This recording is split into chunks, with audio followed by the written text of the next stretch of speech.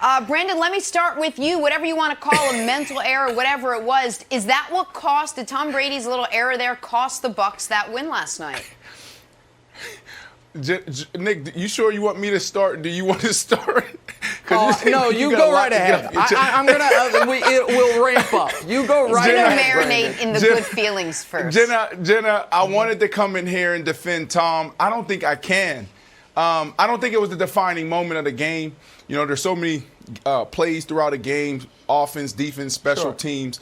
I thought Khalil Mack definitely stepped up last night. 2 sacks, 2 tackles for loss, 2 quarterback hits. But Tom Brady, come on. Ahead. When you think about situational football, the last 20 years, there's been nobody better outside of him and Russell Wilson. So for you to get in a game and you make this mistake, this is a big deal. You had the running back coming out with the option route that you could have easily hit for 3 yards, and he could have ran for another 5 or 6 yards. Yep. This is a big deal. I don't understand how this happens when you have a guy that's done it at a high level for a very long time, and this is why he's great. Senior moment? You know, a lot of people think about the physical, but for Tom, it's mental. We talked about this yesterday, Nick. So I was ready to come in here today. I was watching the game last night. I was like, at halftime, I was like, oh, great. Because Nick doesn't think that they're going to have a great run these next 3 games. This will be the first one. Yeah. They'll win this game, and then Nick's going to have to shave his hair, do something cool, and leave Tom Brady alone.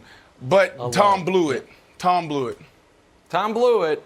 And listen, this is bigger than anything about the Bucs record, the Bears getting to 4-1, any of that.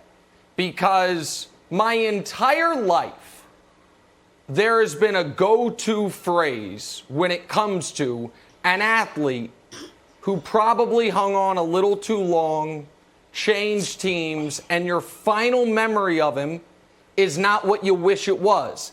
And that phrase has always been Willie Mays stumbling around in the outfield for the 73 Mets. Well, for the next generation, the phrase is going to be Tom Brady forgetting what down it was. Oh, it's not? Oh, Wilds. Oh, no, okay. No, that's your. All right, Wilds. Because there's still a lot of football left. Serious. I can't tell. No, I'm totally serious.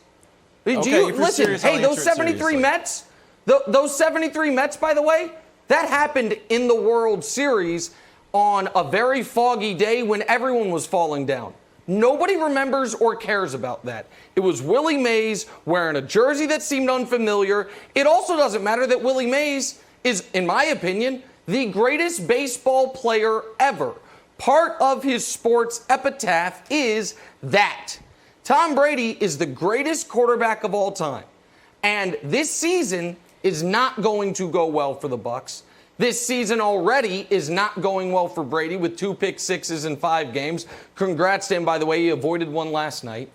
And forgetting what down it is, which is something you can count on less than 4 fingers, how many times you can remember a quarterback doing that, particularly when there wasn't a spike play involved, which sometimes can make you lose track of downs, is a mortifying moment for any quarterback in the league, Wilds, much less a guy who is out there allegedly because he is the smartest, most aware, most connected guy on the field at all times. So absolutely Tom Brady, forgetting what down it is, will become this generation's Willie Mays stumbling around in the backfield. I like the creativity of the take, but it won't for a few reasons. One, it's because there's sort of a bookend to Willie Mays, right? You have the over-the-shoulder catch, and you have stumbling around in center field, so it just feels like an arc. And you could argue that, sure, like Tom Brady is like the ultimate comeback king, and now he lost track of downs.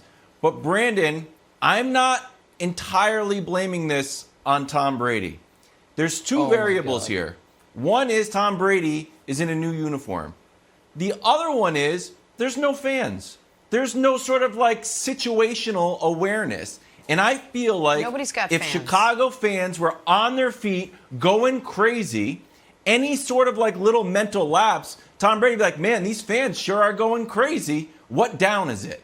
And I actually am blaming the lack of fans for being the extra variable that screwed Tom Brady up. Do you buy? Oh, and before you answer that, I have one other question for you.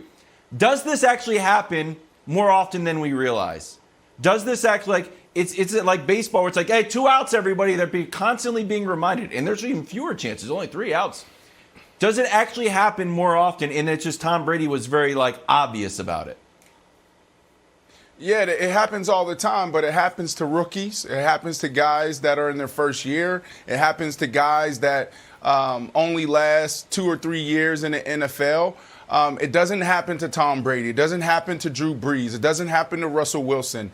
It doesn't even happen to a young Patrick Mahomes. That's why this is a big deal, but it's only a big deal for this moment because, there's only 16 games in the season, but the season is long. This team is still a contender. This team can still go out there and win. You're going against – this is Tom Brady with he didn't have a healthy Mike Evans. Chris Godwin wasn't there. O.J. Howard wasn't there. And they're also playing against a really good defense. No, but you got to do. But you got to keep all that in consideration when we're talking about Tom Brady going into Chicago and losing by 1 point.